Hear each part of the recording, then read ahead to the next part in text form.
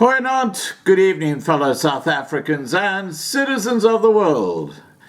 And, it's just getting more and more ridiculous in South Africa. The police, and I'm not talking about all the police, but there's some police there who are just completely out of control. I'm going to give you 3 examples. This is just 3 of many that's happening all over South Africa, of a white person who is arrested for doing something that is illegal, while the black community can do anything and no one ever gets arrested. I'm going to give you 3 classic examples. Let's start off with a surfer. Surfers are getting arrested for having a quiet protest because they are not allowed to surf as part of their exercise. In their comments, there is a black South African stating the whites must kill themselves. Okay, so this is in some comment under something like Facebook. Not sure where the food parcels were taken away for delivery to white camps, but it also happened in Greenbush, Port Elizabeth. My wife did send you a screenshot of a WhatsApp yesterday. Thank you for trying to make the world aware of what is going on here. I really hope they come to assist us. Great program. Wish there are more people like you in the world. Well, we can only do what we can do. I'm going to show you an image now, which shows you a surfer being arrested on the beach all by himself. And then I'm going to show you, underneath that photo, you'll see what is actually going on in the townships right now under the lockdown. No police there, no arrests. This is clearly a race-based attack by the police on white people. It's intimidation. Let me show you that image.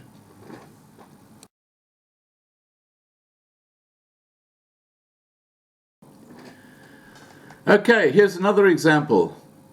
Liam Bolgan and his partner Teresa were put into a police van while she was trying to breastfeed their 21-month-old toddler. With the Disaster Act regulations during the COVID-19 lockdown in place, the Muizenberg resident described how he and his family were arrested after his toddler ran onto the beach while they were walking on the promenade. I woke up today and thought that was a bad dream. We left home quite late yesterday, about 8:20 a.m., because we had been busy cooking food for the Vrygrond feeding scheme. We live quite close to the beach and arrived at about 8:30 a.m., and we were walking along the Muizenberg boardwalk in the middle of the promenade. My fiancé wanted some space, so I thought I'd just stop with my child, who's 21 months old, and take her out to the carrier. As I put her down out of the carrier, she literally just hopped over onto the beach, and she managed to get about 1.5 meters onto the sand. I ran after her and grabbed her. She made a scene. My partner came back because she heard her crying. We were literally in the process of dragging my child off the sand when we got arrested. Bolgan said there was still some confusion about what they were arrested for, and that the police captain said the charge was one for being on the beach, which breaks the regulations. He said even though we explained to him that we were just trying to pick up our child who was having a tantrum, while we were walking to the police vehicle, one officer told me I'm stupid for having my child out in public because she could die. Teresa was breastfeeding their child to try and calm her down.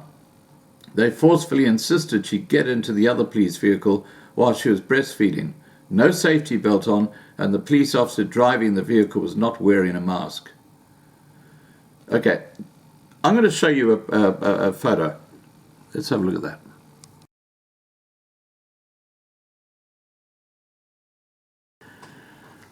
Okay, there's the mother with the baby. Now, just think about this. On one hand, you've got a black population that live in the townships, and they go out to the towns, and they just mill around. They can do whatever they like. There's no social distancing. Khayelitsha is in absolute chaos, which is what I warned about a month ago. What's happening now in Khayelitsha, and it's happening in other townships, we're just not hearing about it, is that the COVID-19 is just spreading through the community. That's why the number of infections in the Western Cape are so high. It's because of townships like Khayelitsha. And this is going to get worse and worse and worse. But what these police are doing, they're arbitrarily targeting white people, soft targets. Remember that woman walking her dog? Yeah. Now you've got two more classic examples of people who are not in any way going to infect anyone else with COVID-19. They're at no risk, but you know the old L factor? I'm giving them the benefit of the doubt. Completely missing in action. If it's not the L factor, then it's blatant racism. I have a feeling it's the latter, but I'm just trying to give them the benefit of the doubt. All right, guys, please remember to subscribe to be kept informed. Remember, tonight at 8 p.m. Johannesburg time, I'm live with Hein Marks, and we're going to be talking about the situation in South Africa. Please ring the bell to get the updates. Please like this video. Please share this video. And above all, please stay safe.